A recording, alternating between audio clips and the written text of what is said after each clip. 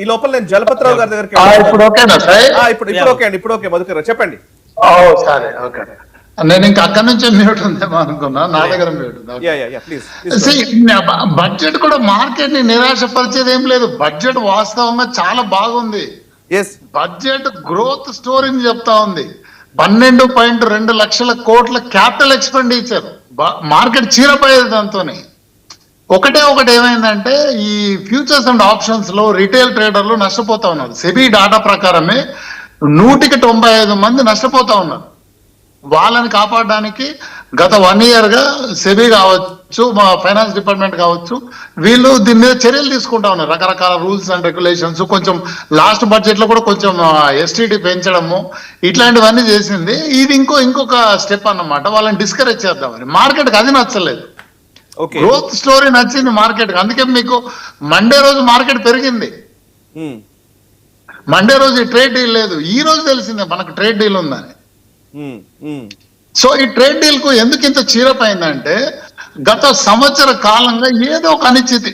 మన కొంచెం మార్కెట్లు ఊపందుకుంటున్న టైంలో మన పహల్గామ్ అటాక్ జరగడము, ఆపరేషన్ సింధూరు, ట్రంప్ రోజుకో రకంగా మాట్లాడడము, రష్యా ఉక్రెయిన్ లో ఇట్లా జియో పొలిటికల్ టెన్షన్స్ రోజుకి ఏదో ఒకటి వచ్చేదన్నమాట. సో ఇది బడ్జెట్ బాగుంది, ప్లస్ ఈ గుడ్ న్యూస్ వచ్చేసరికి ఈ రోజు మార్కెట్ చీరపోయింది. హోప్ఫుల్లీ ఇది కంటిన్యూ అయ్యే అవకాశమే ఎక్కువగా ఉంది. రెండు, గత 1 year కాలంగా కూడా ఎఫ్ఐఐస్ అమ్ముతున్నారు, వాళ్ళు సెల్లింగ్ చేస్తా ఉన్నారు. వాళ్ళు ఏమనుకుంటారంటే మార్కెట్ పడిపోతుంది అనుకుంటున్నారు, కానీ మన డిఐఎస్ బయింగ్ చేస్తున్నాయి అదే లెవెల్లో. అందువల్ల మార్కెట్ పడట్లేదు, ఒక లిమిటెడ్ రేంజ్ లో మూవ్ అవుతా ఉంది. వాళ్ళు ఎంతగా అయితే సెల్ చేస్తున్నారో మన వాళ్ళు అంతగా బై చేస్తున్నారు.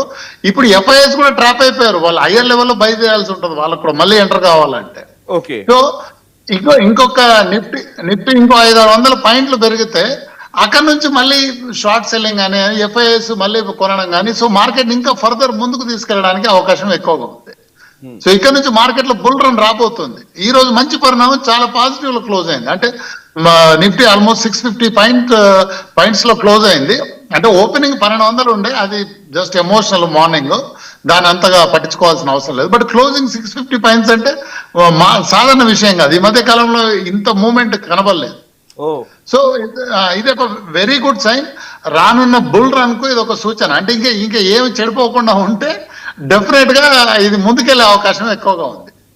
ఓకే, అంటే ఇప్పుడు బేసికలీ ఇన్వెస్టర్స్ మూడ్ కూడా ఇందులో స్పెక్యులేషన్స్, మూడ్, సెంటిమెంట్స్, ఇవన్నీ మాటలు వింటూ ఉంటాం కదా మామూలుగా మార్కెట్స్ లో. అయితే రోజు ట్రేడ్ చేసే టైంలో ఇవాళ అమెరికా భారత్ మధ్య డీల్ కుదిరిన ఈ టైంలో ఒక పాజిటివ్ దృక్పథం డెఫినెట్ గా స్టాక్ మార్కెట్స్ లో కనబడుతోంది. మీరు ఇందాక చీరపోయింది అని చెప్పేసి. బట్ ఈ పాజిటివ్ దృక్పథం ఎంత దూరం కొనసాగే అవకాశం ఉంది? అండ్ ఈవెన్ విపక్షాల నుంచి లేకపోతే వీళ్ళ నుంచి వస్తున్నటువంటి విమర్శలు అన్సర్టైన్ గా ఉంది, మన భారత్ ని అమ్మేస్తున్నారు, ఇట్లాంటి ఇవి కూడా వినబడుతున్నాయి కదా. సో బట్ ఇన్వెస్టర్స్ దాన్ని విశ్వసించట్లేదు అనుకోవాలా? లేకపోతే అంటే బేసికల్లీ మీకు తెలుసు కదా భారత్ ని సేల్ కి పెట్టారు అనేది రాహుల్ గాంధీ స్టేట్మెంట్. సో అవును, అవి పిచ్చి మాటలండి. ఎందుకంటే మార్కెట్ నమ్మింది దీన్ని. మార్కెట్ ఇది పాజిటివ్ ఉంటుంది, అందుకే కదా మార్కెట్ పాజిటివ్ లో క్లోజ్ అయింది. రెండు, చాలా మంది ఏమనుకుంటారు అంటే తెలిసి తెలియక ట్రంప్ 18% మన మీద ఏదో ట్యాక్స్ వేస్తున్నాడు. ట్రంప్ మన మీద వేయట్లేదు, మన దేశం నుంచి పోయిన వస్తువుల మీద వేస్తున్నారు. అది అమెరికన్స్ పే చేస్తారు ఆ ట్యాక్స్ ని. కాకపోతే ఇక్కడ ఇంకొక మనం హ్యాపీ న్యూస్ గమనించాల్సింది ఏంటంటే మన కాంపిటీటర్స్ తో పోలిస్తే మన ట్యాక్స్ తక్కువగా ఉంది. ఇప్పుడు కొంతమంది ఆర్గ్యుమెంట్ అయింది, అంతకుముందు 0 ఉండేది, ఇప్పుడు 18 అయింది, అది ఎలా గుడ్ న్యూస్ అని. 18 ఎందుకు గుడ్ న్యూస్ అంటే చైనాకు 30 ఉంది, అవును, పాకిస్తాన్ కు 19 ఉంది, బంగ్లాదేశ్ కు 19 ఉంది, ఇండోనేషియాకు మనకన్నా ఎక్కువ ఉంది. సో ఇవన్నీ మన కాంపిటేటివ్, అంటే ఈ ఎక్స్పోర్ట్ లో మన కాంపిటీటర్స్ కాబట్టి వాళ్ళకన్నా మనకు తక్కువ ఉంది అంటే అడ్వాంటేజ్ ఉంటుంది అక్కడ మనకు. ట్యాక్స్ ఉందా లేదా అన్నది అంత పెద్ద విషయం కాదు. ట్యాక్స్ ఉందా లేదా అన్నది అమెరికన్స్ కు తేడా కొడుతుంది. ట్యాక్స్ లేకుండా అమెరికాకు తక్కువ రేటుకు వస్తువులు దొరుకుతాయి.